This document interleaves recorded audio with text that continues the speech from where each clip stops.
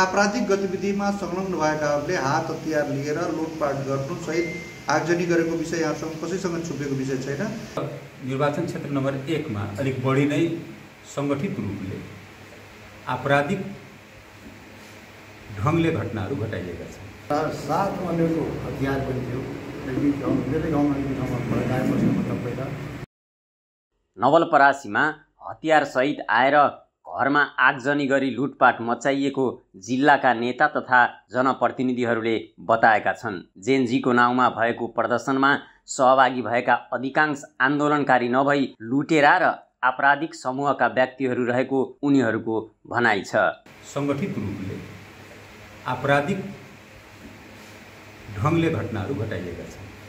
त्यसमा संलग्न रहेका ती आपराधिक गतिविधिमा संलग्न भएका जसको पहिचान हुन सकेको छ तिनमाथि अविलम्ब कारबाही गर्ने र थप अनुसन्धान गरेर थप अपराधीहरूलाई पत्ता लगाउने। प्रशासनलाई उनीहरूले 7 दिनभित्र कारबाही गर्न अल्टिमेटम दिएका छन्। प्रदर्शनका क्रममा घर ध्वस्त भएका पूर्व मन्त्री हृदयेश त्रिपाठी, लुम्बिनी प्रदेशका वन तथा वातावरण मन्त्री देवकरण कलवार र प्रतापपुर गाउँपालिकाका अध्यक्ष उमेश चन्द्र यादवले मङ्गलबार प्रमुख जिल्ला अधिकारी हिरालाल रेग्मीलाई भेटेर उक्त अल्टिमेटम दिएका हुन्।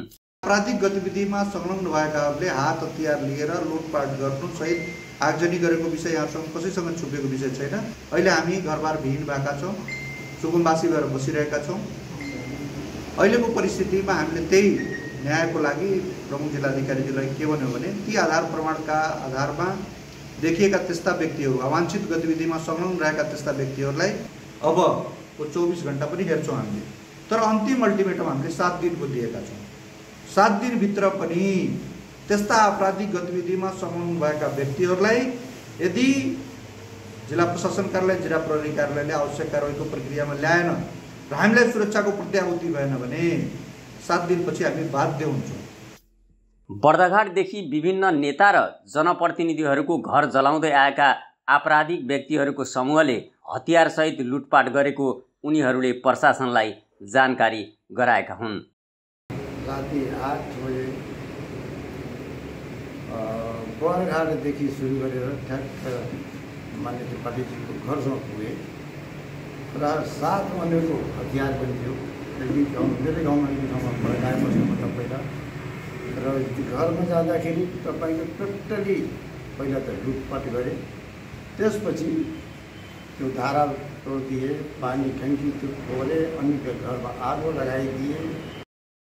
नेताहरूले जिल्ला प्रशासनमा आगजनीमा संलग्न व्यक्तिहरूको नाम र फुटेज सहितका प्रमाण राखेर निवेदन दिएका छन्। अहिले कारबाही नभए त्यस्ता व्यक्तिहरूले फेरि लुटपाट मचाउन सक्ने भन्दै उनीहरूले प्रशासनको ध्यानाकर्षण गराएका छन्। किटानी नै गरेर निवेदन दिँदा समेत प्रशासनले कारबाही नगरे क्षेत्र नम्बर 1 का जनतालाई रोक्न नसक्ने र त्यसबाट उत्पन्न परिस्थितिको जिम्मेवारी प्रशासन नै हुने उनीहरूको चेतावनी छ।